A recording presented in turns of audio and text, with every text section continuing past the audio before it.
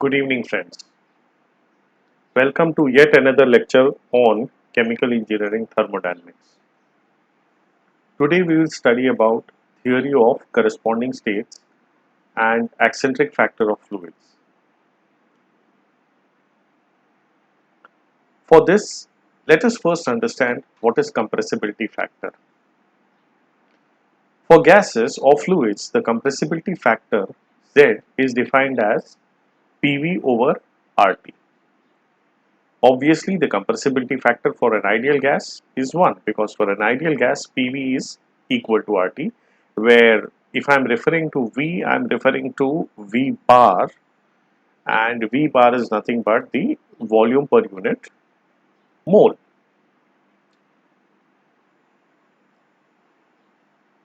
Let's introduce two concepts before we go into the theory of corresponding states. One is the idea of a reduced pressure, which is nothing but the pressure of the fluid divided by its critical pressure, and critical reduced temperature, where the reduced temperature is defined as the temperature of the fluid divided by its critical temperature. Now the theory of corresponding states says all fluids when compared at the same reduced temperature and same reduced pressure have approximately the same compressibility factor, and all deviate from ideal gas behavior about the same degree. This model is a two-parameter model, like van der Waals equation, where the parameters for the van der Waals equation of state are A and B. Here the parameters are critical pressure and critical temperature.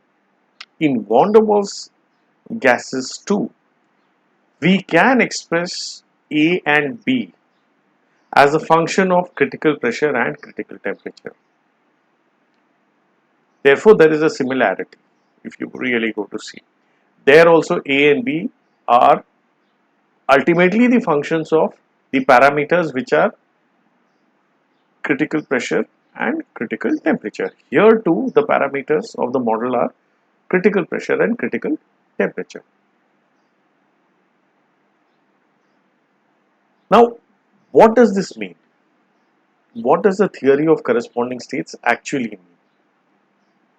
Well, it means this, that if I took two fluids, fluid A, I found its reduced pressure and reduced temperature. Okay. Now, for fluid B, okay, at the same reduced pressure and same reduced temperature that of fluid A, if I calculated the value of Z, its value of Z, that is compressibility, would match with fluid A. Let me explain it once again clearly. We have two fluids, fluid A and fluid B. Okay, they are at the same reduced pressures and the same reduced temperatures.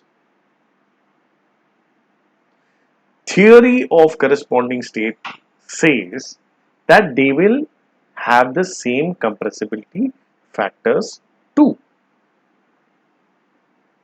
Now this is true for simple fluids like argon, krypton, xenon. But for complex fluids, there's a significant deviation. Now what does that mean? Now if I took two complex fluids, that is A and B, at the same reduced pressure and same reduced temperature, their compressibility factors won't be the same. They'll be different. There will be a deviation in them. And of course, there will be a significant deviation of their values of compressibility factor from the ideal gas, which is 1. Therefore, to take care of these deviations, we introduce another parameter omega, which is the eccentric factor. We introduce it. Now, we all know that if we took the log of the vapor pressure, I am talking about log to the base 10, log to the base 10 of the vapor pressure, okay, and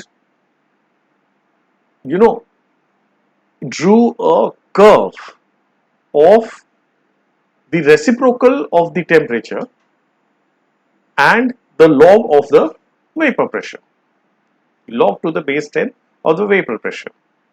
So if I took a curve of log to the base 10 of the vapor pressure of any fluid to the reciprocal of its temperature, I would approximately get a linear line. Now, if I took the log to the base 10 of the reduced vapor pressures, okay, and on the x-axis I took the reciprocal of the reduced temperatures, I would still get a linear line. Why? Because the reduced pressure is nothing but it's the pressure divided by a constant, which is the critical pressure, and the reduced temperature is nothing but is the temperature divided by the critical temperature, where the critical temperature is a constant. So definitely the log to the base 10 of the reduced vapor pressure, or I would rather put it the other way, or very clearly, the log of the vapor pressures, reduced vapor pressures of any fluid versus the reciprocal of its reduced temperature is going to be a linear curve. It's going to be a straight line. Now, at least this is what we would get from theory of corresponding states, that the value or the slope of this line, okay, would be the same for all fluids. If all fluids, from by theory of corresponding states, if two fluids compared at the same reduced pressure and temperature have the same Z, then two fluids, okay, when their curves are drawn, then when their vapor pressure curves are drawn at reduced conditions, the slopes should be the same. Now, for simple fluids like argon, xenon, krypton, the slope S is constant and it's equal. But for complex fluids, it is not. Now, how do you take care of this deviation? It is found that at a reduced temperature of 0.7 for simple fluids, the log to the base 10 of the reduced vapor pressure is 1. Now, we take this value and we compare it with the reduced vapor pressure of complex fluids, or the log to the base 10 reduced vapor pressure of the complex fluids, and subtract it from the value of the log of the vapor pressure of simple fluids at reduced temperature 0.7. This we call as the eccentric factor. Therefore, we define eccentric factor omega as -1, which is nothing but the log to the base 10 of the vapor pressure of a simple fluid minus log to the base 10 reduced vapor pressure of a complex fluid at reduced temperature 0.7. Therefore, we have a theory which takes care of all deviations in complex fluids, and we get a 3-parameter model where the parameters now are critical pressure, critical temperature, and eccentric factor omega. So we have a theory now. All fluids having the same value of omega, when compared at the same reduced temperature and reduced pressure, have about the same value of compressibility factor and all deviate from ideal gas behavior to about the same degree. Now what this means, if I have two fluids A and B, they happen to have the same values of eccentric factor. At the same reduced pressure and reduced temperature, now their values of compressibility factors are going to be similar. Now, how does all this help? Well, it helps this way. If we want to find out the volume of any fluid at a pressure and temperature,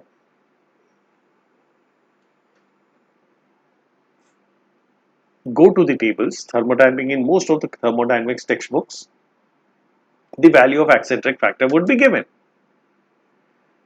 Now find its eccentric factor and now go to a fluid which has a similar eccentric factor.